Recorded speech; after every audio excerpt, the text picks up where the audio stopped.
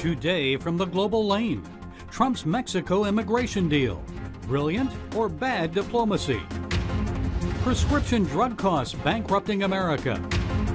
What Congress and the president can do to fix it. Antisemitism on the rise in the USA. Who is responsible? A new poll shows what Americans think. And loving your neighbor, but not Drag Queen Storybook Hour. And it's all right here on the global lane.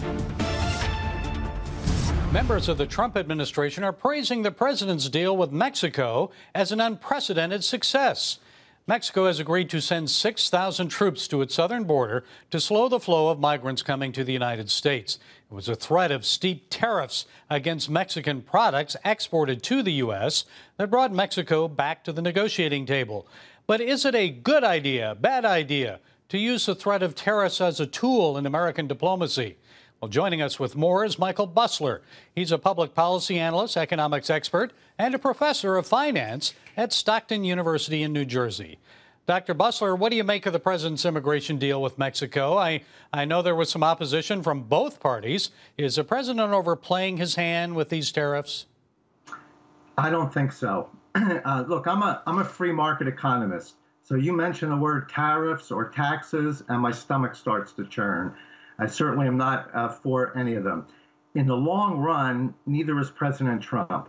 He would like to see a free trade policy that is fair, which means either no tariffs on anything, or if there are small tariffs, they should be the same for both parties. For instance, they make a car in Europe, sell it in the U.S., we charge them a 2.5% tariff.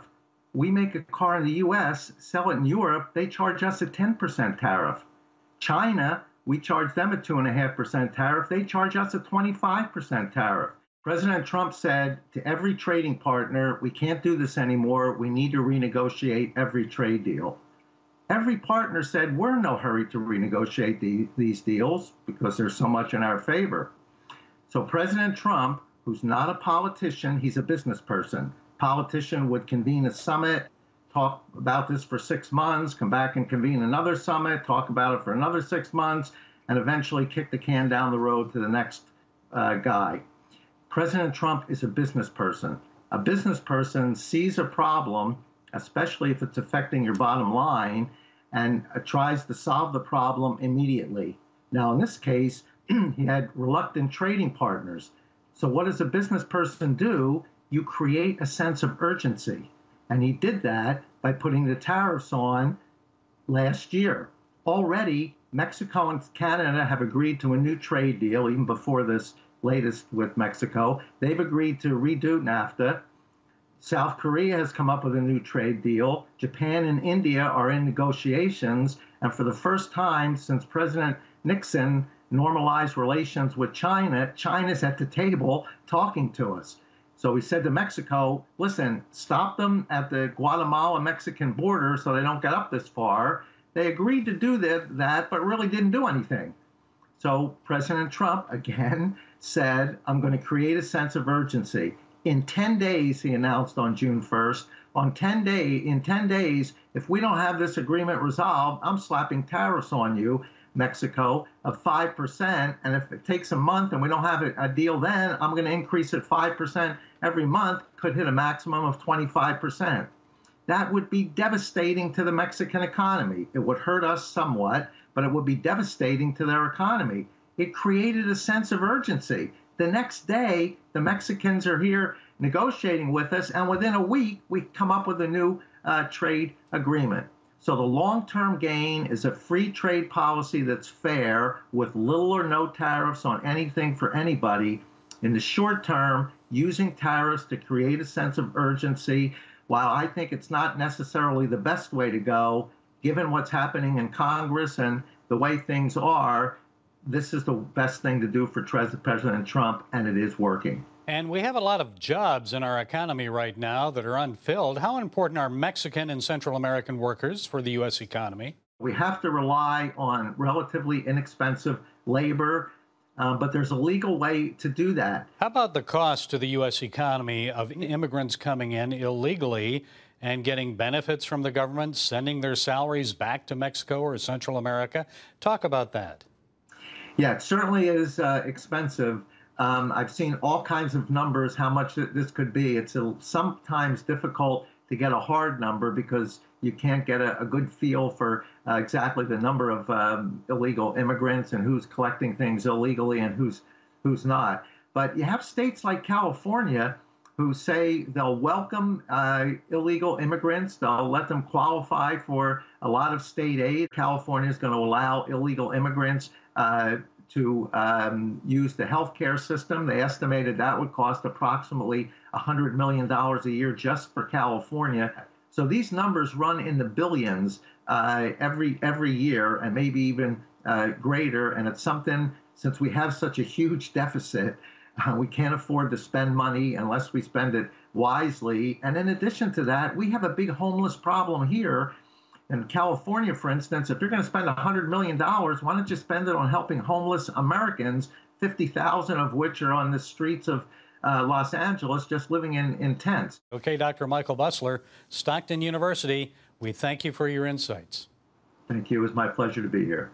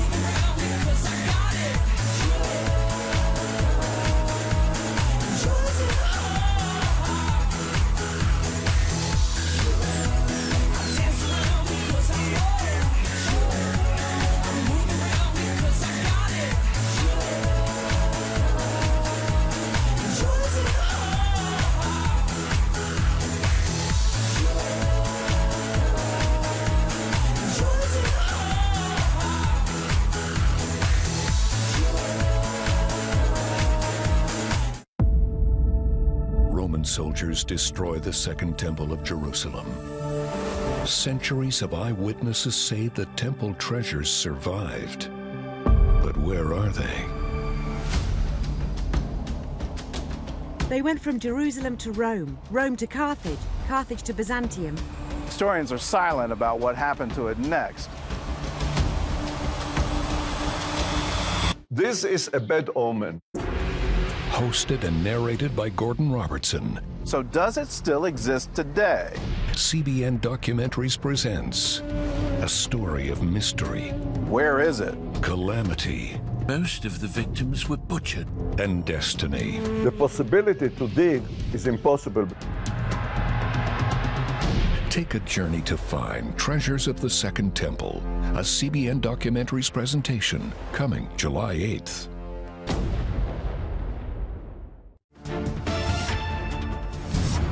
President Trump says if Democrats would just quit obsessing over Russia collusion and impeachment, he and Congress could do more to help bring the cost of prescription drugs down. The average American spends more than $1,200 per year on prescription drugs. So what should be done to reduce increased costs for consumers? Peter Pitts is former FDA Associate Commissioner and president of the Center for Medicine in the Public Interest. So, Mr. Pitts, most Americans complain about the high cost of prescription drugs. Please explain, why are they so high? Sure. You know, when most Americans say my drugs are too expensive, what they generally mean is my copay is too expensive. When I go to the pharmacy, I have to take out more and more money out of my wallet, even though I have insurance. And that's a really important question to answer. When Americans go to the drugstore, to the pharmacy to pick up their medicines, they should pay less, not more, because the middlemen are keeping all the discounts, and that's not fair. And there are some things being done on the federal level and on the state level, especially in Virginia and other places, to help mitigate those types of expenses. So what can be done to help poverty-stricken nations overseas and even middle Americans right here at home feeling the pinch of rising medical costs? Well, there are a couple of things that can be done by Congress, and there are a couple of things that can be done directly by the executive branch, by the president. The president, for example, has made it clear that he wants to make sure that the discounts that drug companies give to middlemen, prescription benefit managers, aren't put in their pockets, but that are passed along to consumers in the form of lower copays and lower coinsurance. So when you go to the pharmacy, you pay less. That's crucial. The president can do it on his own. He said he's going to do it, and I believe that's going to happen.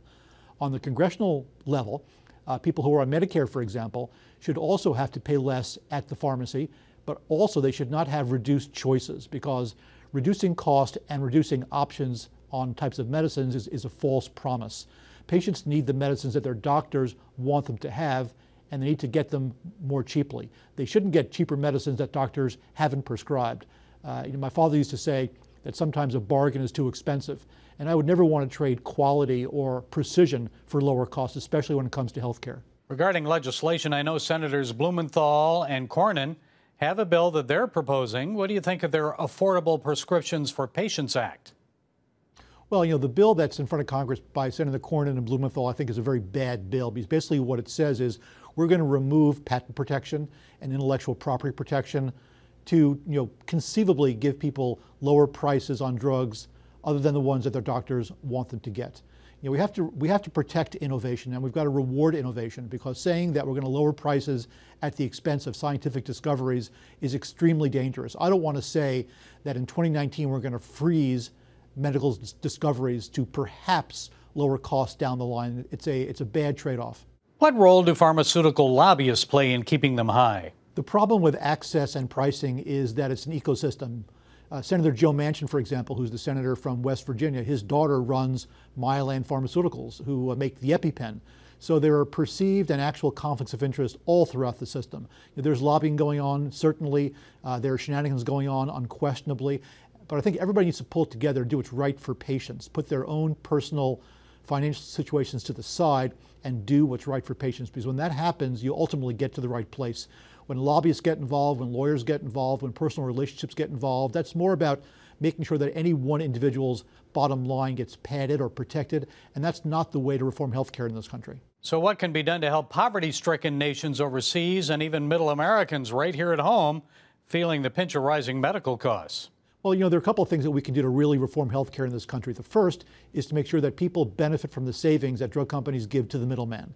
Middlemen bring certain things to the equation that are good, but they pocket the savings, and that's unconscionable. Those savings must be passed along to patients at point of dispensation in the pharmacy. That's the first thing. The second thing is there are a lot of shenanigans going on with bringing generic drugs to market. Generic drugs are about 90% of the volume of drugs in this country. They are very affordable, they're high quality, and innovative pharmaceutical companies can't be allowed to slow the introduction of generics onto the marketplace. There have been laws put in place that will help that to happen. The FDA has done a marvelous job in expediting generics to market. That's a second thing. And the third thing is that people need to work with their doctors and their pharmacists to make sure that the medicines that they're getting prescribed arrive, that people are taking their medicines, and lastly, that diet and exercise plays an important role here. There's a certain degree of personal responsibility in healthcare that's been ignored, and diet and exercise plays a crucially important role in making people healthier, which will ultimately lower healthcare costs for everybody. And I know the president and members of Congress have quite a soapbox on this, don't they?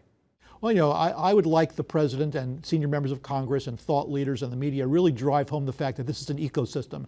Pharmaceuticals, insurance companies, researchers, and the government and individuals need to work together to find solutions that work for everybody. There's no such thing as one-size-fits-all healthcare solutions.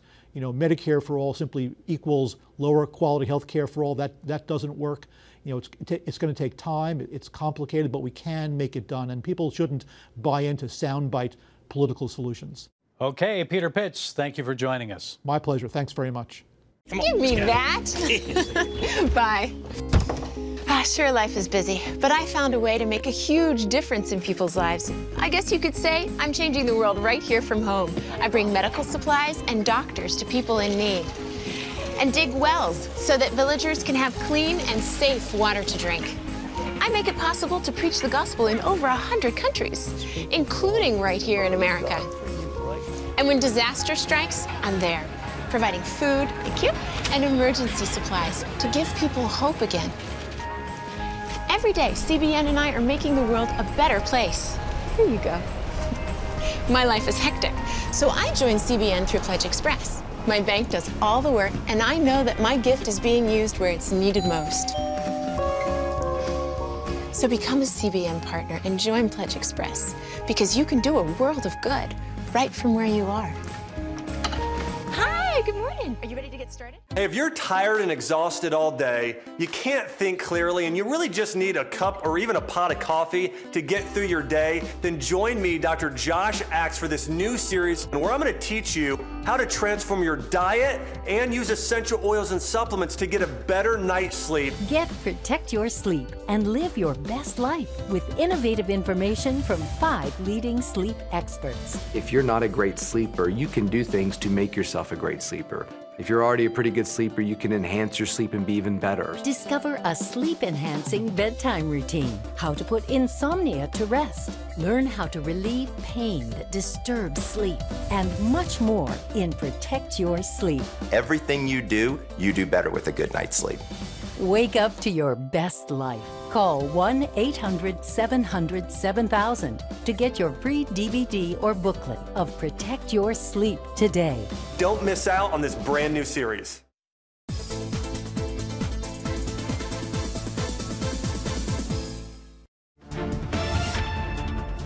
A new survey of anti-Semitism shows Americans know what it is and they realize it's getting worse.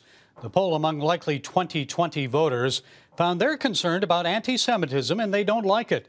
The poll was conducted by McLaughlin and Associates for the Hudson Institute's Center for Religious Freedom. The center's director, Nina Shea, is here now to explain. So, Nina, it's good to see you again. It's been a while. So tell us. Good to be with you, Gary. Yes. Tell us, what were some of the significant findings here? Were you surprised at what the pollsters found? We were surprised. We were surprised because Americans do know what anti-Semitism is. There was a fill-in-the-blanks question, and the majority said that it was hatred against Jews or something bad or something negative, which means that they really don't like what they're seeing. They're also saying that it's increasing, which it seems by all measures it is. Of course, the shootings of the 2 synagogues in the last 7 months or so has gotten a lot of press and got a lot of attention. But even their American awareness of likely voters, which this was a poll of, seems to have a greater understanding of what the problems are. They talk about religious bigotry and Islamic extremism as 2 of the reasons why anti-Semitism is rising. And they also see it as a 3-headed hydra, that there are responsible the extreme right, the extreme left, and Islamic extremists. So that was a very actually reassuring finding in our poll, that they knew what it was and didn't like it. It is not mainstream. It is not normalized in a sense that it's politically acceptable for the American people. It seems like that's a change from recent years. Now, what about on campus? It seems that anti-Semitism is growing among college students. What did you find there? Anything? Yes, they see the shutdown of pro-Israel and Jewish organizations on some of these campuses as an anti-Semitic acts. They see them as anti-Semitic acts. So they disapprove of that by a majority, by a large margin. They also are against the BDS movement, which is the boycott and divestment movement against Israel, the state of Israel alone. So likely voters responded by a 54-point margin that they oppose the BDS movement. It's an anti-Semitic, and the campus shutdown of speech. These are all majorities that are disapprove of this, see it as anti-Semitic, and by wide margins. Well, that's interesting. It's interesting, Nina, because it seems to me these are our higher institutions of learning. If anywhere, there should be awareness of anti-Semitism, what it is, and efforts to stop it or prevent it. But they're not doing as well as the general population on this. That's absolutely correct. You're right. And it's what we're seeing is anti-Semitism in the progressive movement. And that's who's behind this. There are it's a question of academic freedom, because in some cases students cannot undertake studies in Israel or study Israel. Jews are given a hard time, made to feel that they're not welcome in campus. So we have to be very, very wary of this. Most Americans, according to our poll, do not think the Democratic Party right now is doing a good job on disapproving of anti-Semitism with its own ranks. Someone like Congresswoman Ilhan Omar, who said anti-Semitic tropes earlier this year. She has a majority of Americans, plurality, do not like what she said. And amazingly, 15% of them, of the likely voters, know who she is. And she's a freshman congressman that's only been in office for maybe 4 or 5 months when this poll was taken. So that's extraordinary. And it's not just Ilhan Omar, but Rashida Tlaib of Michigan as well, another freshman representative. And what's amazing, Nina, is we're not seeing anything from the Speaker of the House criticizing this. Right. When is Nancy Pelosi going to say something about this? And, you know, 63% of respondents to our poll said that it is not Islamophobic to criticize Ilhan Omar for being anti-Semitic. So Nancy Pelosi has nothing to be afraid of. She should speak out. It's incumbent on her to speak out. Well, I think before this really does become normalized, at least within one of our parties. It's very frightening. Well, I think it's something that the Democratic Party is going to have to deal with, and we all are very concerned about it, as your poll shows. We don't like it. So what do we do about it, Nina? Well, I think all of us need to use our rights as citizens to tell our members of Congress if they hear anti-Semitic statements coming out of them or their party. We need to take back our campuses, insist as parents, as students, as donors to campuses, universities, colleges, that we don't like this anti-Semitism. I think it's very important that we speak up as citizens. Okay, Nina Shea, Director of the Center for Religious Freedom at Hudson Institute. We usually talk to you about Christian persecution around the world. This time, anti-Semitism right here in the USA. As always, we appreciate your insights. Thank you, Nina. Thank you, Gary. We will move the American embassy to the eternal capital of the Jewish people, Jerusalem. As the nations rage, you can stand with Israel. History is being written, and I want to be a part of it. Call 1-800-700-7000 and get to life. This is our nature as a country. Discover the untold story of how Israeli volunteers are changing the world. We consider it our duty to reach out and help others around the world. For a gift of $10 or more, you can own the acclaimed CBN documentary To Life. To treat a human, no matter what he is, which religion he has, which color he is. This is what I'm doing. Support Israel in their time of need. Get to Life, now available on DVD. Call 1-800-700-7000 or log on to cbn.com. And I wish that other people throughout the world could see this side of Israel. Orphans Promise is committed to loving and serving at-risk children, to helping keep families together, and to creating opportunities for strong and sustainable communities around the world. We're working in over 60 countries around the world, and with your help, we can do even more. There's an old African proverb I love that says, if you want to run fast, run alone. But if you want to run far, run together. At Orphans Promise, we want to run far so we can touch the lives of as many orphaned and vulnerable children as possible. But we don't want to go alone. We're out to change the world, one child, one family, one community at a time. Will you join us?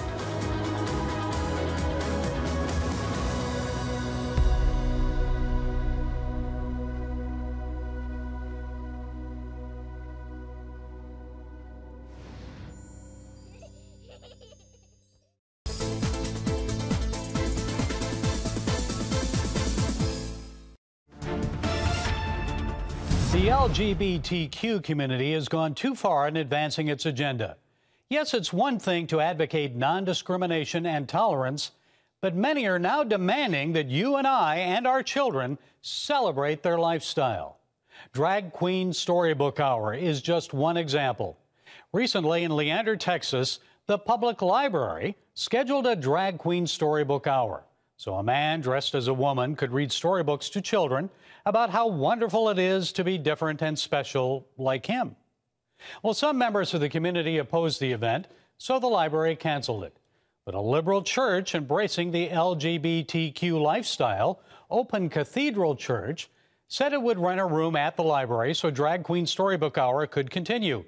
Yes, the gospel says love your neighbors, but I don't know anywhere in the Bible where it says we should celebrate and advance a homosexual lifestyle. Do you? As a matter of fact, the Bible I read says the opposite. The members of Open Cathedral Church apparently haven't learned a lesson from the Houston Public Library experience. Remember that one? Albert Garza, a registered sex offender, participated in that storybook hour. He served time in prison for aggravated sexual assault of an 8-year-old in 2008.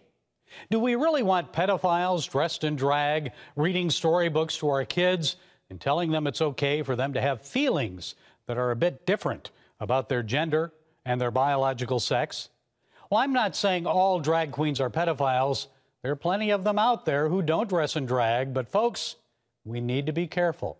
If we know that there's a chance that children will be put at risk in our public libraries, why have a drag queen storybook hour? What's the real reason here? It goes beyond tolerance. It's really about indoctrination. What is the purpose of exposing children to drag queens and forcing them to have thoughts about sexuality and homosexuality at such a young age? Children do not have the emotional maturity to make any decisions about their sexual identity. And whether it's encouraging 10-year-olds like young Desmond to dress up in drag or exposing children to sexual predators at Drag Queen Storybook Hour, the parents need to have their heads examined.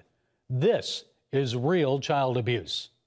The Vatican has taken a stand on gender when other churches have hesitated to do so because they fear being labeled homophobic. The Catholic Church leadership recently released a position paper, guidelines for the church called Male and Female, He Created Them. The Pope says people cannot choose their genders. God has assigned us male or female at birth. And that's getting a lot of pushback and criticism from liberals and people in and out of the Catholic Church. You see, now I'm speaking to members of the LGBTQ community here. People can love you without loving everything you advocate and do. Just like our Father in heaven, I love my children and grandchildren unconditionally, but I don't love all their actions and behaviors. Likewise, I'm sure they don't love all of mine. I will not allow them to force me to embrace behaviors that I don't accept. Likewise, you shouldn't try to impose your views on others. In Matthew 22:39, Jesus reminds us about the second commandment, saying, "You shall love your neighbor as yourself." So yes, love your neighbor. That includes members of the LGBTQ community. Tolerance, non-discrimination, yes, but without confusing our children about their gender identities at a young age or exposing them to the risk of sexual predators. Well, that's it from the Global Lane. Be sure to follow us on Facebook, YouTube, iTunes, SoundCloud, and Twitter. And until next time, be blessed.